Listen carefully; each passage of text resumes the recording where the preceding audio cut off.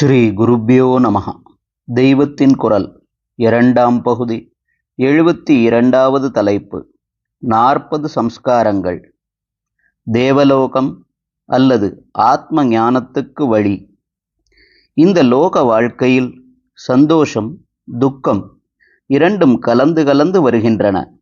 சிலருக்கு சந்தோஷம் அதிகமாக இருக்கிறது, சிலருக்கு துக்கம் அதிகமாக இருக்கிறது. மனசை கட்டுப்பாட்டில் கொண்டு வந்து எத்தனை துக்கத்திலும் சிரித்து கொண்டு சந்தோஷமாயிருப்பவர்கள் எங்கேயாவது அபூர்வமாக இருக்கிறார்கள். சந்தோஷப்பட எத்தனையோ இருந்தும் திருப்தி இல்லாமல் அழுபவர்களோ நிறைய இருக்கிறோம். குறை இருக்கிறது என்றால் துக்கம் என்றுதான் அர்த்தம். எப்போதும் சந்தோஷமாயிருக்க வேண்டும் என்பதுதான் அத்தனை ஜீவராசிகளும் விரும்புவது. எப்போதும் சந்தோஷமாயிருக்கிற இடங்கள் 2 உண்டு. தேவலோகம் அல்லது ஸ்வர்க்கம் என்பது ஒன்று, இன்னொன்று ஆத்ம ஞானம். ஆத்மா சந்தோஷமே வடிவானது, ஆனந்தமே பிரம்மம் என்று உபனிஷத் சொல்கிறது. அந்த பிரம்மம்தான் ஆத்மா. இப்படி தெரிந்து கொண்டு விட்டால் சாஸ்வத சந்தோஷந்தான். ஆனால் இது இந்திரியங்களாலும் மனசாலும் அனுபவிக்கிற சந்தோஷம் அல்ல.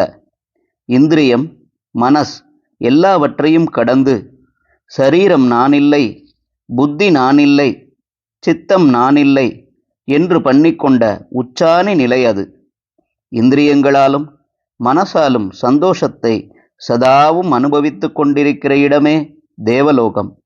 பாட்டு கூத்து கந்தர்வ கானம், ரம்பை மேனகை நர்தனம், கல்பக விருட்சம், காமதேனு, நந்தனவனம் எல்லாம் இருக்கிற உல்லாச பூமி அது. அங்கே சதா ஆனந்தம். ஆனால் ஆத்மஞானியின் சந்தோஷத்துக்கும் இதற்கும் வித்தியாசங்கள் உண்டு. தேவலோகத்தில் சதா சந்தோஷமே தவிர அங்கே போகிறவனுக்கு இல்லை.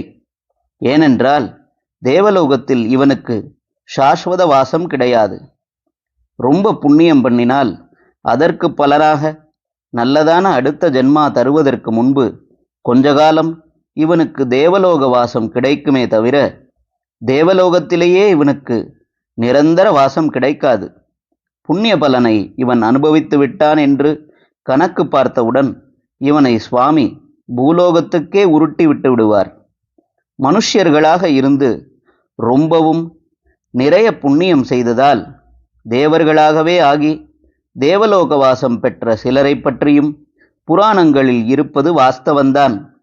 ஆனால் தேவர்களுக்குமே கூட தேவலோகத்தில் நிரந்தர வாசமில்லை என்றும் அந்த புராணங்களே சொல்கின்றன. தேவர்களை சூரபத்மன் அடித்து துரத்தினான், மகிஷாசுரன் அடித்து துரத்தினான், இந்திரன் உள்பட தேவர்கள் பூலோகத்திலே வந்து திண்டாடினார்கள் என்றெல்லாமும் புராணத்தில் இருக்கிறது. அதனால் தேவலோகத்தில் எப்பொழுதும் இருக்க முடிந்தால் சாஸ்வத சந்தோஷமாக இருக்கும் என்று ஹைப்போதெட்டிக்கலாக வேண்டுமானால் சொல்லலாமே தவிர அப்படி யாரும் இருந்ததில்லை, இருக்கவும் முடியாது என்றுதான் தெரிகிறது. ஹரஹர சங்கர, ஜெய ஜெய சங்கர. தெய்வத்தின் குரல் மேலும் ஒலிக்கும்.